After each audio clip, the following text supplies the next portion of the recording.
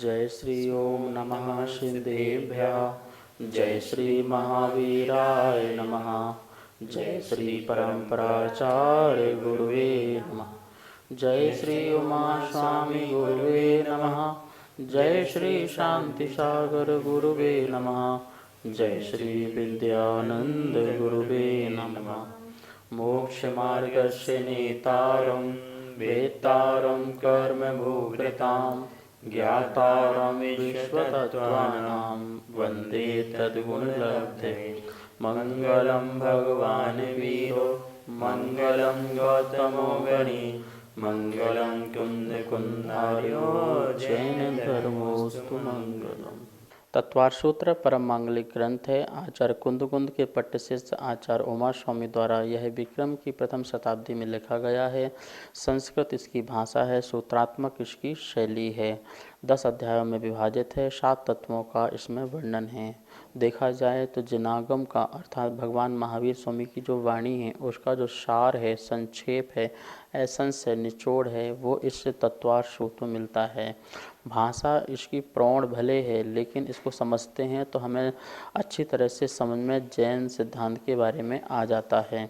हम सभी लोग तीसरा अध्याय पढ़ रहे थे। तीसरे अध्याय में अधोलोक का वर्णन हो चुका था, मध्यलोक का वर्णन चल रहा था। अपन ने देखा कि जो तिर्यक लोक है उसमें जो मध्यलोक है वो एक राजू जो है लंबा है और एक राजू जो है चौड़ा है, और उसमें बीचों बीच एक जम्बू द्वीप है और उसको घेरे हुए जो है वलयाकृत्य में वह कौन है, वह लवण समुद्र है। इस प्रकार से एक द्वीप और एक समुद्र जो है उसको एक दूसरे को घेरे हुए है। आगे अपन इसी को देखते हैं स्लाइड के माध्यम से। अपन देखिए चित्र के माध्यम से लिखा है अंतिम द्वीप और अंतिम समुद्र है। इसमें अपन देखते हैं कि बीच में देखो आपको एक छोटा सा गोला बना हुआ है, इसमें लिखा है जम्बू द्वीप, और फिर दूसरा गोला, तीसरा गोला, इस प्रकार से कितने सारे गोले आपको दिखाई दे रहे होंगे चित्र में। आप देखिए, ध्यान से देखिए बिल्कुल। और ये सारे के सारे द्वीप समुद्र हैं।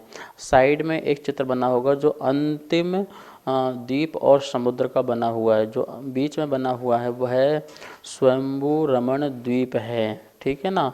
और जो आपको नीला नीला सा दिख रहा है वो समुद्र है, अंतिम समुद्र है, जिसका नाम है स्वयंभू रमण सागर या समुद्र है। ये अंतिम है, मतलब असंख्यात जब निकलते निकलते आए तो अंतिम वाला जो समुद्र है वह स्वयंभू रमण है। इस प्रकार से बीच के समुद्रों के नाम भी मिलते हैं। अभी आपको हम कुछ समुद्रों के या द्वीपों के नाम बताएंगे। अभी अपन तो ये देख रहे थे कि पहला और अंतिम, पहला तो जम्बू द्वीप है और अंतिम कौन सा है, स्वयंभू रमण द्वीप है, और उसको घेरे हुए जो है वलयाकृति में कौन, स्वयंभू रमण समुद्र है। जैसे कि मैंने कल बताया था आपको 2.5 उद्धार सागर में जितने समय होते हैं वो वाला असंख्यात यहाँ पर लेना है। इसका मतलब हो गया 25 कोड़ा कोड़ी उद्धार पल। 25 कोड़ा कोड़ी उद्धार पल में जितने समय लगते हैं, मतलब उतना समय, उतने संख्या, मतलब ये द्वीप समुद्रों की है। तो यहाँ पर सोचिए 25 कोड़ा कोड़ी उद्धार पल कितना होता है, मतलब असंख्यात द्वीप समुद्र इजिकल टू 25 कोड़ा कोड़ी उद्धार पल। अब आपको उद्धार पल आदि के बारे में पता ही है, जो हमने पहले आपको क्लास में बताया है कि पहले व्यवहार पल होता है, फिर उद्धार पल होता है, फिर अद्धा पल होता है, फिर सागर होता है।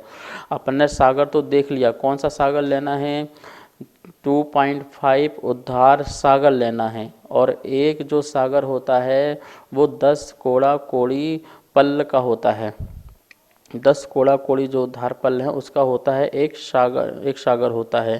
तो अपन कैसे ले लेंगे, 25 कोड़ा कोड़ी उद्धार पल, मतलब असंख्यात द्वीप समुद्र। इस प्रकार से यहाँ पर अपन को ये समझना है। थोड़ा सा गणित का विषय है, आप नोट जरूर कर लेंगे। तो यहाँ पर अपन ने देखा अंतिम द्वीप और समुद्र की और प्रथम द्वीप समुद्र के बारे में। अब स्लाइड में देखिए, यहाँ लिखा है समुद्र और उनका स्वाद। समुद्र, थोड़े बहुत जो समुद्र शास्त्र में नाम मिलते हैं, असंख्यात के नाम तो मिल नहीं सकते हैं, लेकिन जो हैं उनके अपन यहाँ पे देखते हैं क्या क्या लिखा है। पहला लिखा है लवण समुद्र। उसका स्वाद कैसा है, उसका स्वाद खारा है, खारा पानी है। वारुणी जो वर समुद्र जो है वो मदिरा के समान है। कैसा है वो समुद्र, मदिरा का जैसा पान स्वाद होता है वैसा उसका जल का स्वाद है। क्षीर वर्ष जो समुद्र, जब मतलब क्षीर सागर से जल लेके आए हैं, उसका जो स्वाद है दूध के समान है, जैसे दूध अपन पीते हैं वो स्वाद वाला उसका समुद्र का जल है। घृतवर समुद्र है, जिसको घी के समान उसका जो है स्वाद है। कालोदधी, पुष्करवर और शंभु रमण समुद्र, तीन, कालोदधी, पुष्करवर और शंभु रमण समुद्र, इनका जो सामान्य जल अपन जो होता है उस जल के समान इनका जो है जल है। शेष जितने भी समुद्र अब बचे, जितने भी शेष समुद्र बचे हैं, उनका जो स्वाद है वो इच्छू रस के समान है। जैसे इच्छू रस मतलब गन्ने का जैसा रस होता है, उसका जो स्वाद होता है उनका स्वाद की तरह बाकी शेष समुद्रों का स्वाद होता है। इस प्रकार से यहाँ पर अपन ने समुद्रों के उनका जो स्वरूप है या स्वभाव है उसके बारे में देखा। तीसरे अध्याय का सूत्र नंबर 9, तन्मध्ये मेरु नाभिर वृत्तो योजन शतसहस्र विश्वकंभो जम्बूद्वीपः। तन्मध्ये मेरु नाभिर्वृत्तो योजन शतसहस्र विश्वकंभो जम्बूद्वीपः। इस प्रकार से सूत्र का उच्चारण हुआ। अब आइए बोर्ड के माध्यम से इस सूत्र का अर्थ समझते हैं। तृतीय अध्याय का 9वां नंबर सूत्र, देखिए यहाँ पर, तन्मध्ये मेरु नाभिर वृत्तो योजन शत सहस्र विश्वकंभो जम्बू द्वीपः। इस प्रकार से सूत्र का उच्चारण है। क्या कह रहे हैं? जम्बू द्वीपः, जम्बू द्वीप कितना है? तो योजन शत सहस्र, कितना? विश्वकंभा मतलब विस्तार, कितना? योजन शत सहस्र, शत सहस्त्र का मतलब होता है 1,00,000, शत मतलब 100, सहस्र मतलब 1000, इनको आपस में गुणा करो तो 1,00,000 बन जाएगा। तो इस प्रकार से कितना? 1,00,000 योजन विश्वकंभो, विस्तार वाला जम्बू द्वीपः, क्या है? जम्बू द्वीप है। जम्बू द्वीप जो है वो 1,00,000 योजन विस्तार वाला है। तन्मध्ये, इस जम्बू द्वीप के मध्य में, तन्मध्ये उसके मध्य में, किसके मध्य में? इस जम्बू द्वीप के मध्य में मेरु, एक मेरु है जिसका नाम सुदर्शन है। क्या है? 5 मेरु होते हैं, तो जम्बू द्वीप के मध्य में मात्र एक मेरु है, मतलब पूरे जम्बू द्वीप में एक मेरु है। वो भी कहाँ पर है? तन्मध्ये, उसके मध्य में, उस जम्बू द्वीप के मध्य में एक मेरु है। कैसा है? नाभिर्वृत्तो, नाभि सदृश है। जैसे अपने पूरे बॉडी में नाभि कहाँ पर है? मध्य स्थान पर है, ऐसे ही जम्बू द्वीप के मध्य स्थान पर क्या है? मेरु पर्वत है। ठीक है। वृत्तो, वृत्त मतलब गोल, गोल सर्कल है। ये गोल सर्कल जो है क्या बोलते कि आपका जम्बू द्वीप है, और उसके मध्य में नाभि कि जैसे सेंटर है वैसे सेंटर में सुदर्शन नाम का एक मेरु है। नमोस्तु महाराष्ट्री। महाराष्ट्री, विश्वकंभ का अर्थ क्या होता है? विश्वकंभ का अर्थ होता है विस्तार, अथवा उस वस्तु का कितना विस्तार है या उसकी जो चौड़ाई है वो कितनी है, उसको बोलते हैं विश्वकंभ। जैसे यहाँ बताया गया कि जम्बू द्वीप का कितना विश्वकंभ है, मतलब कितना विस्तार या कितनी चौड़ाई है, तो अपन ने देखा कि जम्बू द्वीप का 1,00,000 योजन जो है उसका विस्तार है, उसकी चौड़ाई है। ये देखिए जम्बू द्वीप जो अपन समझ रहे हैं मध्य लोक के बिल्कुल बीच सेंटर में, मतलब ये जम्बू द्वीप है जो पहला द्वीप है। और जो सूत्र अपन ने पढ़ा तन्मध्ये, उसके मध्य में, मतलब इस जम्बू द्वीप के मध्य में क्या है? सुदर्शन नाम का एक मेरु है। ये जो मेरु आपको दिखाई दे रहा है बिल्कुल जो सेंटर है, उस सेंटर में ये मेरु बना हुआ है। और जो इसका जो विस्तार है यहाँ से लेकर यहाँ तक देखेंगे आप, विश्वकंभ है तो कितना है? 1,00,000 योजन का, 1,00,000 योजन विस्तार वाला ये जम्बू द्वीप है। और इसके मध्य में एक सुदर्शन नाम का मेरु है। 5 मेरु में से जो पहला मेरु है वो सुदर्शन नाम का मेरु है। देखिए बिल्कुल जैसे अपने शरीर में नाभि होती है, नाभि सदृश, ऐसे समझ लो ये जम्बू द्वीप ये शरीर है, और शरीर के मध्य में ये नाभि की तरह ये मेरु पर्वत है। जम्बू द्वीप, आप यहाँ देखिए क्या लिखा ऊपर? जम्बू द्वीप आकार, पहले लिखा है आकार। तो आकार कैसा है? जैसे सूर्य मंडल की समान गोल, सूर्य जैसा मंडल अपन को गोल दिखाई देता है, ऐसे ही जम्बू द्वीप का वो गोल जो है आकार, जो थाली की तरह, चूड़ी की तरह, ऐसा वो आकार वाला जो है जम्बू द्वीप है, ये इसका आकार है। इसका व्यास कितना है? तो 1,00,000 योजन इसका व्यास है। यदि इसको अपन मील में निकालते हैं तो कितना मील निकलेगा? 40 करोड़ मील। कितना? 40 करोड़ मील ये इसका पूरा जम्बू द्वीप का व्यास है। आप सोच सकते हैं जम्बू द्वीप कितना बड़ा है। आप जो वर्तमान में जो गोल गोल पृथ्वी लेके आते हो वो कितनी होगी? इसके सामने तो कुछ भी नहीं है, ठीक है ना। और ये जम्बू द्वीप इतना बड़ा है, तो ये पूरा जो वर्ल्ड आप देख रहे हैं वर्तमान में, वो पूरा वर्ल्ड नहीं है। विश्व तो बहुत बड़ा है। ये तो आपको छोटा सा भाग, एक पॉइंट दिखाया जा रहा है। बहुत एक बड़ा सर्कल है, उसमें पॉइंट रख दो, वो पॉइंट दिखाई दे जा रहा है। तो जम्बूद्वीप इतना बड़ा 40 करोड़ मील। और इसके बीच में जो बताया मेरू, मेरू कितना है? सुदर्शन मेरू। ये ऊपर जब देखेंगे तो 1,00,000 योजन, 1,40,000 योजन चूलिका बराबर ये सुदर्शन मेरू है। नाभि सदृश, आप बीच में चित्र भी दिखाई दे रहे होंगे। ये चित्र में आप देख रहे हैं क्या क्या इसमें बना हुआ है। तो इस प्रकार से ये जम्बूद्वीप के बारे में अपन ने भी इतना जाना। नमोस्तु आचार्य श्री। अभी आपने जो जम्बूद्वीप के बारे में बताया है उसमें सुमेरु पर्वत के अलावा और क्या क्या है, कृपया समाधान करें। नमोस्तु। जम्बूद्वीप में जिस प्रकार से मेरू बताया, ऐसे और भी उसमें वस्तुएं हैं, जैसे कि क्षेत्र, पर्वत, सरोवर, नदियाँ, और पर्वतों में आकृतिम चित्यालय, बहुत बड़ी संरचना है। जैसे जम्बूद्वीप में क्षेत्र जो हैं भरत आदि क्षेत्र हैं, और हिमन आदि पर्वत हैं, पद्म महापद्म आदि नदियां हैं, पद्म आदि नदियां हैं, और गंगा आदि महानदियां हैं। इस प्रकार से हम देखेंगे कि इसमें किस किस प्रकार से व्यवस्थाएं हैं। सबसे पहले जम्बूद्वीप के जो बीचों बीच अपन ने सुदर्शन मेरू की बात करी है, पहले सुदर्शन मेरू के बारे में समझते हैं, फिर उसमें क्षेत्र, पर्वत, सरोवर, महानदियों के बारे में भी आचार्य भगवान स्वयं एक एक सूत्र देंगे। उसके माध्यम से अपन जम्बूद्वीप की संरचना पूरी समझेंगे। सबसे पहले सुदर्शन मेरू के बारे में चित्र के माध्यम से इसको देखते हैं।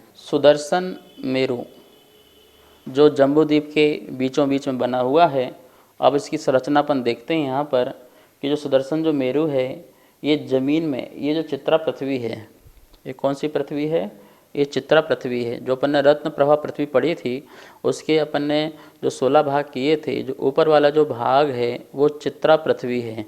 और ये चित्रा पृथ्वी में क्या बोलते कि ये बना हुआ है। तो देखिए चित्रा पृथ्वी के नीचे जो जाकर के है, ये 1000 योजन, मतलब इस सुदर्शन मेरू की जो जड़ है वो कितनी है? 1000 योजन, मतलब 40 लाख मील। 40 लाख मील इस सुदर्शन मेरू की नीचे जाकर के जड़ है। कितनी? 40 लाख मील, मतलब 1000 योजन। और ये जो ऊपर है, चित्रा पृथ्वी से ऊपर है, ये ऊपर तक जा रहा है, यहाँ तक, ये चूलिका को भी छोड़ दीजिए, यहाँ तक ये जो है वो 99,000 योजन। कितना? 99,000 योजन जो है ये ऊपर है। तो कुल टोटल मेरू कितना हो गया? 99,000 प्लस 1,000, तो कितना हो गया? 1,00,000 योजन ऊंचा, ऊंचाई वाला क्या हो गया? ये सुदर्शन मेरू है, मतलब 40 करोड़ मील वाला। यहाँ से लेकर के जमीन के नीचे तक ये 40 करोड़ मील अर्थात 1,00,000 योजन वाला ये सुदर्शन मेरू की हाइट है, ऊंचाई है। जो ये चूलिका है ये 40 योजन की चूलिका है। कितने की है? ये जो ये दिख रही है आपको, जो चूलिका दिख रही है, ये कितनी है? 40 योजन की। 40 योजन मतलब होता है 1,60,000 मील। 1,60,000 मील की ये चूलिका है। इस प्रकार से ये सुदर्शन मेरू का यह चित्र के माध्यम से उन्होंने बताया। अब देखिए जो ये इसके चारों तरफ, इनके चारों तरफ जो ये यहाँ पर है, ये वाला जो है ये वन है, ये भी वन है, ये भी वन है, और ये भी वन है, ठीक है ना। तो 4 प्रकार के वन हो गए। कितने प्रकार के वन हो गए? ये वाला जो चित्रा पृथ्वी के ऊपर जो वन है इसको बोलते हैं भद्रसाल वन। कौन सा वन बोलते हैं? यदि आपके पास कॉपी पेन है तो नोट कर लीजिए, भद्रसाल वन। ये भद्रसाल वन है। इसके ऊपर जाएंगे तो ये इसके चारों तरफ राउंड में जो वन होगा उस वन का नाम है नंदन वन। ये नंदन वन। फिर इसमें जाएंगे तो यहाँ भी चारों तरफ वन है तो उसका नाम है सोमनस वन। क्या नाम है इसका? सोमनस वन। और यहाँ पर जाएंगे तो उसका नाम है पांडुक वन। इस प्रकार से भद्रसाल वन, नंदन वन, सोमनस वन और पांडुक वन, ये 4 प्रकार के वन होते हैं। जब आप कभी पंचमेरु की पूजा करते हैं जिनवाणी से तो उसमें जयमाला में ये चारों के चारों नाम आते हैं। और इन जो चारों वन में चारों दिशाओं में एक एक आकृतिम चित्यालय होता है। एक एक आकृतिम चित्यालय, तो 4 चित्यालय यहाँ पर हो गए, 4 चित्यालय यहाँ नंदन वन में हो गए, 4 चित्यालय जो है सोमनस वन में हो गए और 4 चित्यालय जो हैं वो पांडुक वन में हो गए। इस प्रकार से एक मेरु में यहाँ पर 16 चैत्यालय हो जाते हैं। ठीक है ना। अब अपन इसकी ये देखेंगे कि इनकी हाइट कितनी कितनी है। जैसे ये जो भद्रसाल वन जो यहाँ पर है, ये भद्रसाल वन से इस वन तक की जो हाइट है, नंदन वन तक की हाइट है, वो चित्रा पृथ्वी से 500 योजन ऊपर है। कितनी है?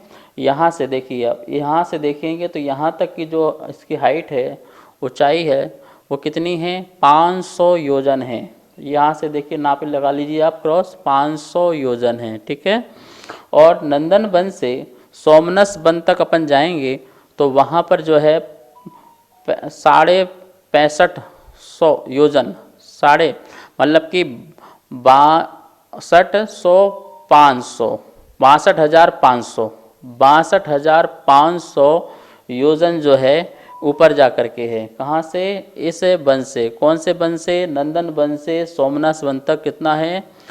62,500। और उसके ऊपर जाएंगे नंदन वन से, कहाँ पर जाएंगे? पांडुक वन तक जाएंगे तो ये 36,000 योजन। कितना? 36,000 योजन।